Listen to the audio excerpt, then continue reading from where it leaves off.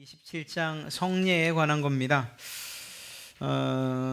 이제 27장은 저희가 성례의 일반적인 내용을 다룰 거고, 28장은 세례에 대해서, 29장은 성찬에 대해서 이야기할 겁니다. 우리가 세례는 이미 받으신 분들, 또 받으신 분들이 성찬에 매번 임하게 되는데, 이러한 세례와 성찬이라고 하는 성례를 너무 가벼이 여기고 있지 않은가 하는 이런 우리를 돌아보는 시간으로 삼으면 참 좋을 것 같습니다. 이것이 아무 의미 없는 것이 아니고 오히려 하나님께서 교회에 주신 은혜의 수단, 하나님의 말씀, 즉 설교와 더불어서 은혜를 받을 수 있는 수단으로서 우리에게 이 성례를 주셨는데, 우리가 너무 가볍게 생각하지 않는가? 이것을 통해서 말씀만큼, 이렇게 전달되어지는 설교만큼 오히려 큰 은혜를 체험적으로 느낄 수 있는 그러한 시간인데, 그것들을 소홀히 하지 않는가, 이런 관점에서 우리가 한번 살펴보면 좋겠습니다. 또 우리가 이미 받았던 세례와 그리고 또 늘 임하는 성찬의 이러한 그 깊은 영적인 의미들을 다시 한번 새기고, 그럼 그것을 어떻게 올바르게 우리가 그것들을 지낼 것인가, 또 지킬 것인가 하는 이러한 것들을 생각하면서 이 공부를 한다면 우리 신앙과 우리 믿음에 큰 유익이 되리라 생각합니다. 오늘은 일반적인 사항을 다룰 텐데요, 내용은 조금 많은 것 같습니다만 조금 하여간 시간 내에 맞출 수 있도록 그렇게 해보겠습니다. 1항, 성례는 은혜의 언약에 대한 거룩한 표요인이며 하나님이 직접 제정하셨고 그리스도와 그의 유익함을 나타내고 그에 대한 우리의 참여를 확증하며 또한 교회에 속한 사람들과 나머지 세상에 속한 사람들을 볼 수 있게 구별하며 하나님의 말씀을 따라 그리스도 안에서 하나님을 섬기는 일에 엄숙하게 참여하도록 하기 위함이다. 이 말을 좀 쉽게 표현하면 이런 것입니다. 성례란 무엇이냐? 하나님께서 우리에게 베푸신, 약속을 따라 베푸신 은혜에 대한 거룩한 표다. 여기서 표라는 것은 사인이죠. 어떤 표식이라는 거예요. 하나님의 은혜를 우리가 받았지 않습니까? 하나님과의 이 언약을 통한 은혜를 받은 사람들이잖아요. 그 은혜를 받은 사람들에게 하나님께서 넌 은혜의 백성이야, 내 백성이야 라고 표를 쳐주시는 것이고, 사인을 해주시는 것이고, 또 인이라고 하지 않습니까? 어떤 사실을 확증하는 거죠. 그러니까 거룩한 표를 통해서 하나님의 백성됨, 하나님의 은혜 언약을 받은 사람들이라는 그 사실을 알리는 수단으로 삼으시고, 또 이 성례를 통해서 하나님의 은혜 가운데에 그 은혜를 누리는 사람이라는 사실을 확증해 주는 것이라는 거예요. 그러니까 하나님의 백성됨에 대한 확증과 그리고 또 그것을 알리는 수단으로서 성례를 주셨다라는 것이죠. 예를 들면 구약시대 할례와도 같은 것입니다. 이스라엘 백성들에게 있어서 이방인들과의 구분은 무엇으로 분명하게 알 수 있었죠? 나는 이스라엘 사람이에요, 하나님의 백성이요, 말로 이야기할 필요가 없었죠. 특히 남성들은 그들이 할례를 했느냐 하지 않았느냐에 따라서 할례를 했다면 그들은 하나님의 백성으로서의 표식을 가진 사람들이에요. 그 표시를 가지고 사는 사람들인 거죠. 누가 말하지 않아도 난 이스라엘 사람입니다, 저는 할례를 했습니다 라고 말하면 그 사실에 대해서는 그가 이스라엘 사람이다, 하나님의 백성이라는 것을 확증해 주는 그러한 인과도 같은, 도장과도 같은 것이었어요. 이처럼 세례, 우리가 이 세례를 어떻게 받아들여야 되는가? 단순하게 교회의 공동체가 되고 회원이 되는 그러한 어떤 절차로만 받아들여야 되는가? 그것이 아니라는 것입니다. 그보다 더 넓은 의미에서, 높은 의미에서 이 세례는 하나님의 자녀됨, 하나님의 백성됨에 대한 그러한 표이며 인이라는 거예요.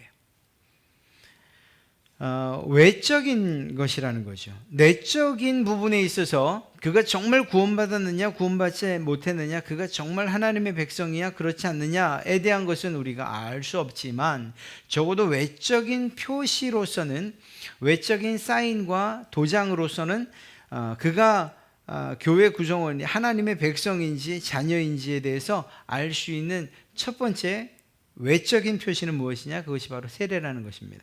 하나님의 백성이에요 라고 말하면서도 난 하나님의 자녀예요 라고 말하면서도 세례를 거부하거나 세례받기를 원치 않는다 라고 한다면 우리는 그가 하나님의 백성의 외적인 표시를 가지고 있지 않다, 이렇게 이야기할 수 있다는 것입니다. 성경에 있는 모든 성례는 하나님께서 직접 제정하셨어요. 특별히 우리 신약시대에 우리에게 중요한 세례와 성찬은 예수님께서 직접 제정하셨다는 사실을 성경은 이야기하고 있습니다. 자, 여기서 성례는 하나님께서 제정하셨습니다 라고 말할 때 이 성례를 단순하게 세례와 성찬에만 국한시켜서는 안 되죠. 이 성례, 거룩하게 하는 예식이라는 의미에서 구약시대 할례도 성례에 해당하는 것이었고, 그리고 절기를 지키는 것들도 그것도 역시 마찬가지로 거룩한 예식에 해당하는 것이었어요. 그러니까 이러한 하나님의 백성으로 구별되게 하는 이러한 모든, 그리고 하나님의 백성들이 거룩하게 지켜야 되는 모든 예식들은 하나님께서 주셨다라고 그렇게 성경은 이야기하고 있고 우리 역시 그렇게 믿고 있습니다. 다만 우리에게 있어서, 지금 신약 시대에 있는 우리에게 있어서 가장 중요하다고 할 수 있는 세례와 그리고 성찬은 예수 그리스도께서 제정하셨다, 만들어 주셨다, 이렇게 우리는 알고 또 믿습니다. 그러면 성례는 과연 어떤 것에 있어서 유익이 되느냐?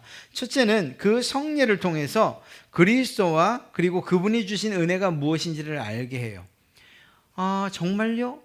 정말 성례를 통해서 성찬을 떼면서 하나님께서 주신 은혜를 내가 누린다고요? 누릴 수 있다고요? 예, 그렇습니다.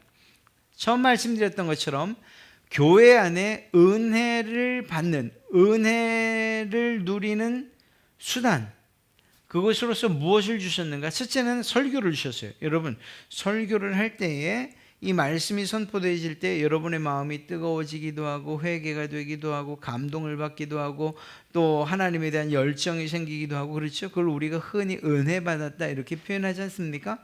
그것과 똑같이 이러한 세례를 통해서 혹은 매번 행해지는 성찬을 통해서도 하나님은 은혜를 우리에게 주시는 수단으로 삼았다는 거예요.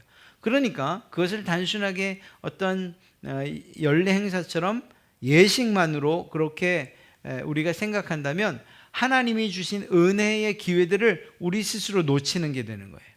그렇지 않습니다? 성찬을 떼실 때에도 앞으로 이 성찬을 통해서 하나님이 내게 은혜를 주신다. 오히려 더 감각적으로 우리가 그 은혜를 누릴 수 있는 거예요. 왜냐하면 하나님의 말씀은 귀로 들려지는 것이지 않습니까?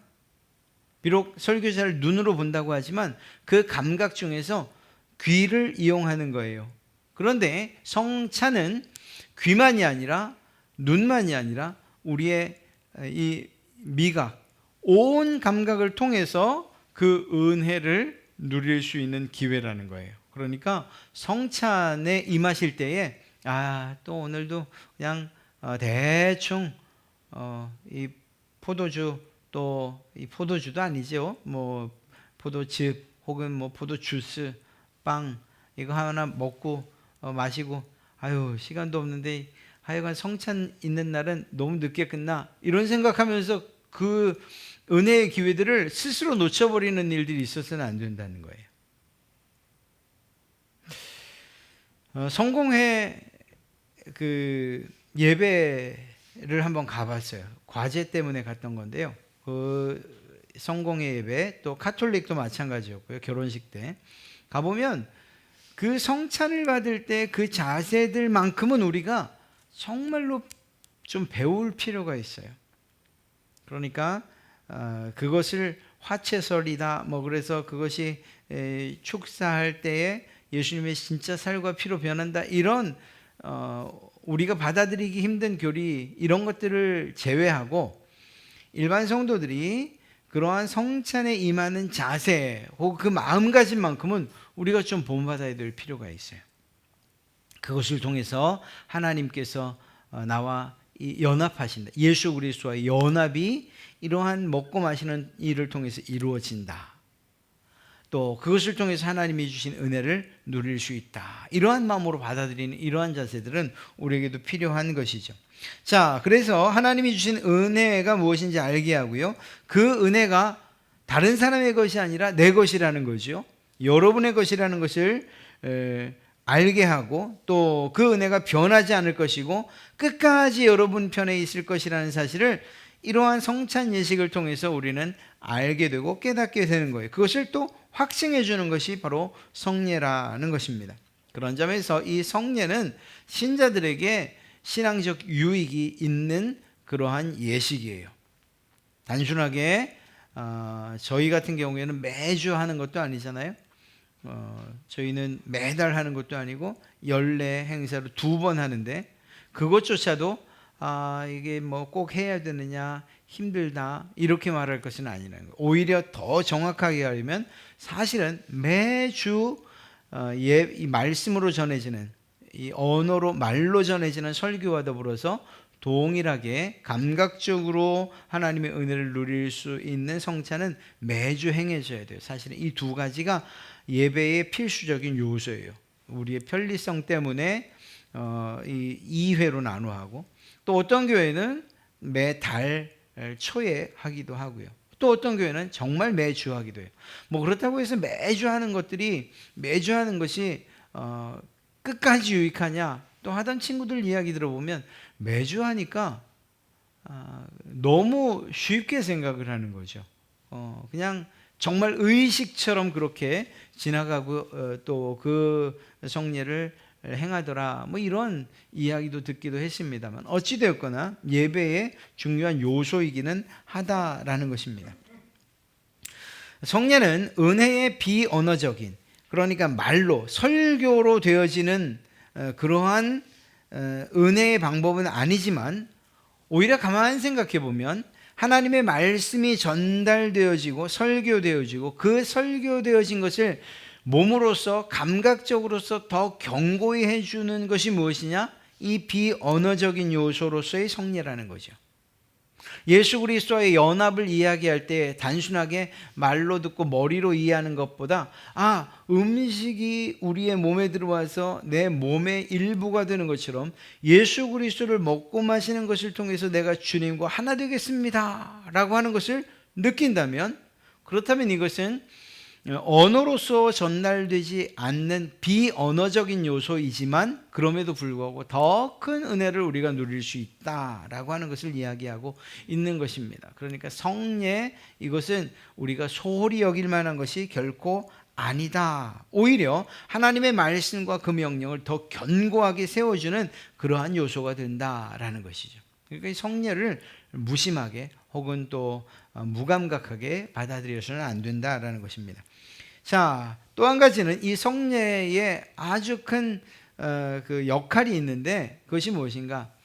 예를 들면 앞서 말씀드린 할례가 하나님의 백성과 이방인들을 구분하는 표가 되지 않습니까? 그것처럼 세례 역시 하나님의 백성과 세상 사람들을 구별하는 외적인 표라는 거예요. 외적인 표.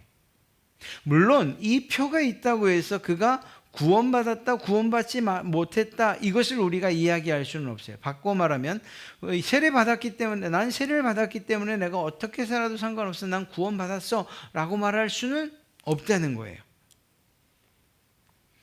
외적인 표이긴 하지만 그러나 내적인 하나님의 성령의 인치심이 있느냐?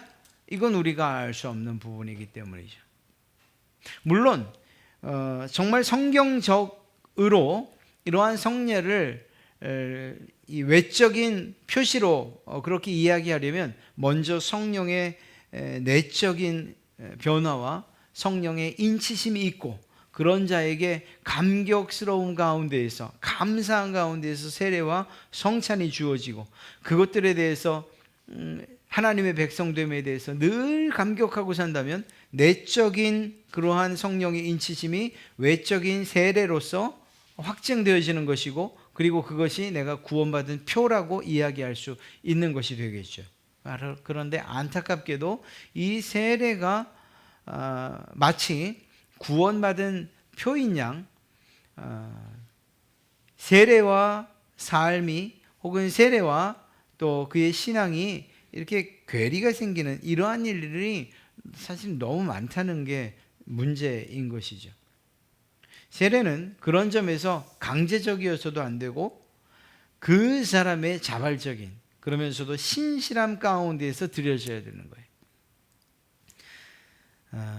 누구의 강요에 의해서 혹은 요청에 의해서 단지 시간이 지났으니까 또 교육을 받았으니까 또 이게 때가 됐으니까 이렇게 세례 받는 것, 그것도 한번 생각해 봐야 될 문제인 거예요. 왜냐하면 그가 진심으로 이 세례에 대해서 그 의미를 깨닫고 그리고 그것이 은혜의 수단이요 또한 자기의 구원받은 것에 대한 외적인 표시요 인이라는 사실을, 도장이라는 사실들을 알고 그것을 받는 것과 그냥 등 떠밀려서 때가 됐으니까 또 뭐 시간이 됐으니까 오래 다녔으니까 또 혹은 죽기 전에라도 죽기 전에 세례라도 받아야 되지 않겠느냐라는 이런 방식으로 이렇게 강제적인 또 타인에 의해서 받는 세례가 과연 어떤 의미가 있겠는가 하는 이런 생각도 한번 해보게 됩니다. 자, 성례를 통해서 구별된 삶을 사는 사람은 하나님의 말씀에 따라 그리스도 안에서 하나님을 섬기는 일에 엄숙하게 참여해야 하는 책임 있는 삶을 살게 된다. 살아야 한다라는 것이에요. 그러니까 세례 받았습니까? 그러면 세례 받은 자, 즉 하나님의 백성이라는 도장을 받은 것과 똑같은 의미로 그의 삶에 책임을 지면서 살아야 된다는 거예요. 난 세례 받았어요 라고 말하는데 그 세례 받았다고 하는 사람에게서 그리스도의 향기가 나지도 않고 그리스도인이라는 것을 느끼지도 못하고 하나님의 백성이라는 것, 그러한 어떤 외적인 증거들이 전혀 안 나타나고 믿는 신자라는 것조차도 말해서야나 알 정도라고 한다면, 그렇다면 이 세례가 과연 그에게 무슨 의미가 있겠냐는 거예요. 즉 다시 말해서 세례를 통해서 혹은 성찬을 통해서 나는 하나님의 백성입니다 라는 이런 구별된 삶을 사는 사람들이라면 하나님의 말씀에 따라서 하나님을 섬기는 그 일에도 열심을 해야 될 책임과 의무가 있다라고 하는 것입니다. 그러니까 단지 신자라는 표, 어떤 교회의 회원이라는 표, 그것만으로서 세례의 모든 것, 그 세례의 역할을 다하는 것이다 이렇게 말할 수는 없다는 것이죠. 두 번째 항목인데요, 모든 세례에는 그 표와 그 표가 의미하는 것 사이에 영적인 관계 또는 성례전적인 결합이 존재한다. 그러므로 그 표의 명칭과 효과는 그 표가 의미하는 것에서 기인한다. 이건 이제 저희가 좀 더 다음 시간에 좀 더 자세하게 살펴보게 될 내용인데요, 성례의 표지가 있다는 거예요. 예를 들면 세례의 경우에는 물을 뿌린다든가 저희처럼 약식으로 물을 이렇게 손바닥에 묻혀서 머리에 얹는다든가 아니면 아예 침례교처럼 물에 잠근다든가 하는 이런 방식이 있어요. 이건 좀 다른 의미들이지만 그러나 성례의 세례의 어떤 표지들이죠. 다른 방법이지만 교파에 따라서. 또 성찬의 경우는 포도주와 떡을 나누는 이러한 외적인 표식이 있어요. 성례를 한다고 하면서 아무것도 나누지 않아요? 이건 올바른 성찬이라고 할 수 없는 거죠. 성찬은 반드시 예수 그리스도의 몸인 떡과 그리고 그 피를 상징하는 이 포도주를 함께 나눠야 하는 거예요. 이것이 성찬의 표지예요. 이 세례는 물을 뿌리던 물을 묻힌 손을 얹던 아니면 심례를 하던 이런 물에 잠긴다라고 하는 이러한 표지가 있어야 되는 거예요. 자, 그런데 여기에서 이러한 외적으로 나타나는 이러한 표시들 그리고 표지들이 이런 예식들이 가지고 있는 의미가 있다는 것입니다. 예를 들면 세례 같은 경우에는 정결케 되어지는 또 옛 사람은 죽고 새 사람이 사는 그런 의미가 거기에 담겨져 있는 거예요. 물에 잠긴다는 의미거든요. 실제로 침례 때 그냥 이렇게 물만 이렇게 묻히고 올라오지 않아요. 정말 물을 한껏 먹을 만큼 꾹 눌렀다가 이렇게 일으키기도 해요. 무슨 의미일까요? 옛사람은 죽고 새 사람은 살아나는, 내 죄는 죽고 예수 그리스도로 의가 살아나는 그러한 것을 의미하는 것이거든요. 즉 다시 말해서 깨끗하게 되는, 그리고 그러한 삶을 살기 위해서 성령님께서 우리 가운데 내주하신다, 거하신다는 그러한 의미가 이 세례에 포함되어 있는 거예요. 성찬은요, 그 떡과 포도주를 먹으면서 예수 그리스도께서 나를 위해서 죽으셨다는 것을 기념하는 것과 동시에 그리스도와의 신비로운 연합을 실제적으로 이 영적인 의미는 그리스도의 연합이 그 성찬 예식 가운데 담겨 있는 진정한 의미거든요. 그러니까 이런 외적인 표시들, 그러니까 예식과 그리고 그 예식이 담고 있는 의미가 모두 중요하다는 것을 이야기하는 것입니다. 어떤 예식에는 그것에 해당하는 의미가 있다라는 거예요. 이걸 왜 이렇게 강조하는가? 이 신앙 고백서가 생길 때에, 그리고 중세시대에 가톨릭 같은 경우에는 그 의미도 중요한데 예식을 더 소중하게 여겼어요. 루터파도 마찬가지고요. 그래서 공제설이나 혹은 화채설 이러한 것들을 주장했어요. 그러니까 이 예식에다가 온통, 그래서 이 예식만 행하면 그러면 구원받았다. 거꾸로 얘기를 하면 세례 못 받으면 구원받지 못한다. 이렇게 이야기했던 거죠. 예수님의 이제 성찬을 할 때 다시 이야기할 거예요. 예수님의 그 실제 살과 실제 피로 변한다. 신부가 축성하는 그때에.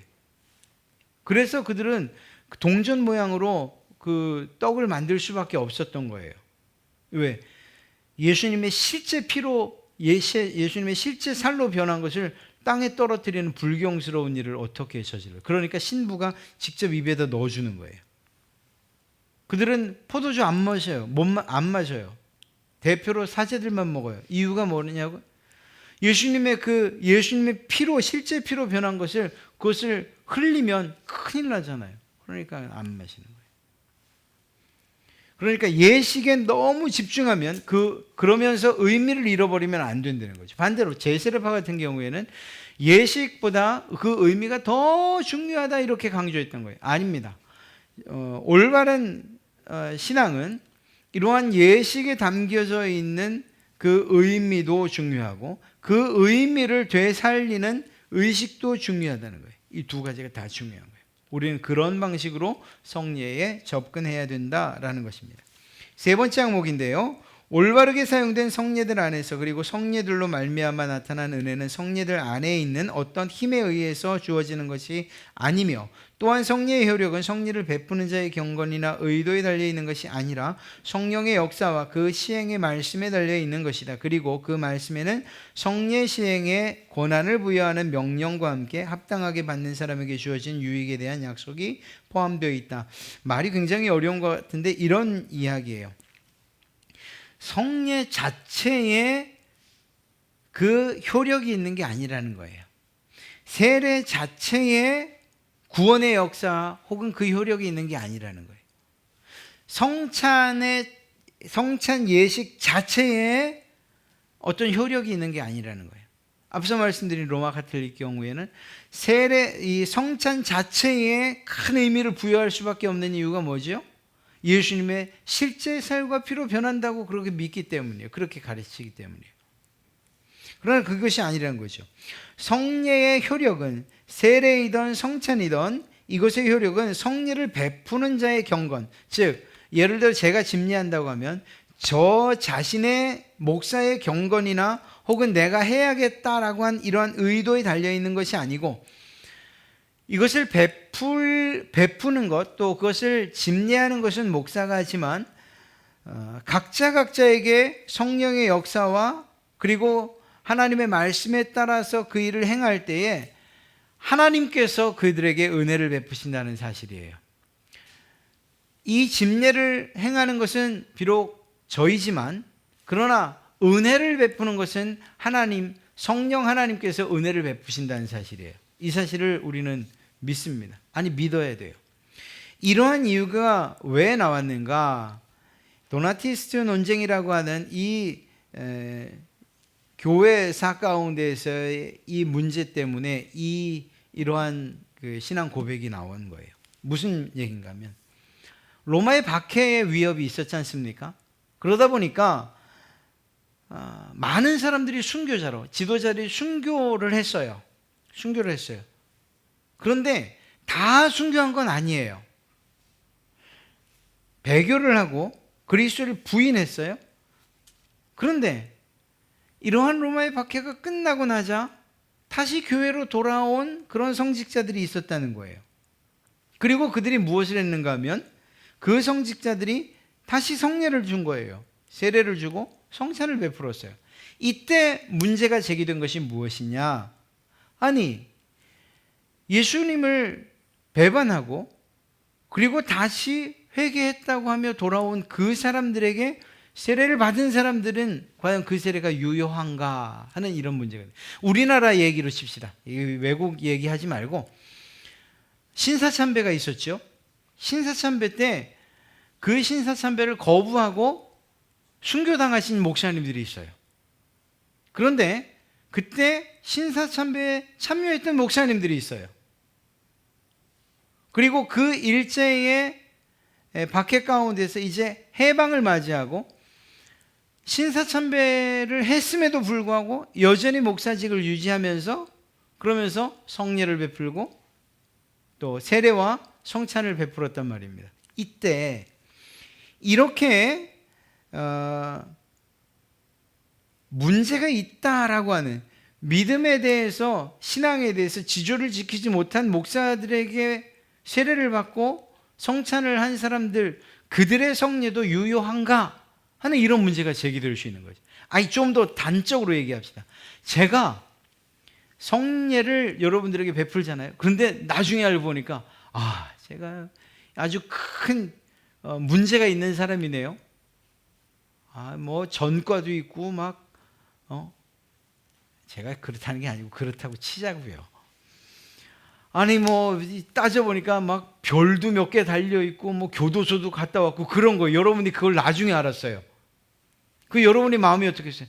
아니 지금까지 우리는 모르고 우리 목사님이 깨끗한 줄 알고 윤리적으로 도덕적으로 문제가 없는 줄 알고 성례를 베풀 만한 사람이고 또 그것에 대해서 조금의 의심도 없었기 때문에 세례도 받고 성찬도 임했던 건데 이제 보니까 순 날강도한테서 세례를 받고 성례를 받았네. 이거 내 세례와 성례 무효된 거 아니에요? 효과가 있어요? 이렇게 묻는 일들이 있을까요? 없을까요? 있을 수 있다는 거죠. 그거에 대한 대답을 한 거예요. 어거스틴이. 그리고 또 이 신앙의 고백자들이, 우리의 믿음의 선배들이 무엇이라고 했는가? 세례를 베풀고 성찬을 행하는 것, 그것은 비록 사람일지 모르나 그 일을 통해서 은혜를 베푸시는 분은 하나님이시다. 무슨 말일까요? 비록 그것이 안타까운 일이고 참으로 가슴 답답한 일이긴 하지만 그러나 은혜를 베푸시는 그분은 하나님이시다라는 거예요. 그래서 우리는 로마 가톨릭에서 세례를 받은 사람들을, 그들의 세례를 인정하나요? 인정하지 않나요? 교회는 인정해요. 그래서 다시 세례하지 않아요. 천주교는 여기서 세례받은 거 무효예요. 거기 가서 다시 받아야 돼요. 이러한 일들을 이야기하는 거예요. 또 군중 세례, 군중이 아니고 군종 세례. 군중 아니 그 군에서 받은 세례 있잖아요. 막 몇천 명씩 군중 세례, 죄송합니다. 군중인 거 맞는 것 같은데, 하여간 그 군에서 받은 세례, 뭘 받는지도 모르고 막 그냥 세례 막 그냥 몇천 명씩 세례 주잖아요. 목사님들 쫙 나와가지고 그냥 그 세례가 과연 유효한가 이렇게 묻는 거예요. 사실 저는 그거에 대해서 정말 부정적이에요. 아니 무슨 세례를 그렇게 그따구로 받느냐 이거죠. 최소한 그가 세례 받을 만한 준비는 하게 하고, 그리고 복음의 내용이 무엇인지, 그리고 그것을 통해서 얻는 유익이 무엇이고, 또 그것에 대한 책임이 무엇인지를 가르치고 나서 그 다음에 세례를 줘야지. 그냥 초코파이 가지고선, 죄송합니다. 아주 이거 그런 일들을 하시는 분들은 제 이야기를 들으면 분개하시겠지만, 그런 것 가지고서 나오게 하고, 또 그리고 그냥 뭐 몇천 명 세례 줬다라는 이런 것들을 마치 자랑하려고 하는 것처럼 그런 식으로 세례를 줘서 되느냐라고 저는 생각을 하지만, 그러나 동시에 오늘 말씀을 생각한다면 그런 세례라 할지라도 만약에 하나님께서 그 가운데 역사를 하신다면 그 세례는 유효하다는 거죠. 또 실제로 전부는 아닙니다만 이렇게 군에서 물 흘러가듯이 받은 세례, 이 세례 때문에 주께로 돌아오는 역사들이 실제로 있단 말이죠. 그러니까 무엇을 이야기하는 것인가? 마치 설교의 능력이 설교자에게 있지 않은 것처럼, 아무리 웅변 달변가처럼 이야기하고 또 지식을 가지고서 막 가르치듯이 또 자랑하듯이 한다 할지라도 그것이 듣는 사람들에게 은혜가 되지 않는 것처럼, 바꿔 말하면 어눌하기도 하고 뭘 말하는지 잘 몰라, 또 무슨 내용인지 잘 모르겠지만, 그러나 그 가운데 성령이 역사하시면 그러면 놀라운 은혜의 역사가 일어나고 정말 성령께서 깨닫게 하시고 구원받게 하는 역사가 일어나는 것처럼 세례도 마찬가지라는 거죠. 세례를 집례하는 자에 달려있는 것이 아니고 그에게 부어지는 은혜는 성령의 역사에 달려있다라는 것이에요. 저는 그것을 믿어요. 여러분들도 믿으리라 믿습니다. 고린도 교회에 그럼에도 불구하고 이런 이야기를 신앙 고백자들은 이야기하고 있어요. 고백서는 고린도 교회에 합당치 못한 성찬이 있었지 않습니까? 그것을 이 마지막 부분, 그러니까 합당한 성례, 합당하게 받는 사람들에게 주어지는 유익이 있다는 말로서 모든 성례, 그리고 그렇게 베풀어지는 부족하고 연약한 인간을 통해서 베풀어지만, 그러나 그 성례를 통해서 은혜를 베푸시는 하나님이 계시다라는 사실과 더불어 그럼에도 불구하고 우리 편에서 그 성례에 합당하게 참여해야 되는 이유가 있다면 그것은 무엇인가 라고 할 때에 고린도 교회에 합당치 못한 성찬을 보면 그것을 뒤집어 이야기하면 잘 이해할 수 있다는 거예요. 합당치 않은 것은 무엇이냐?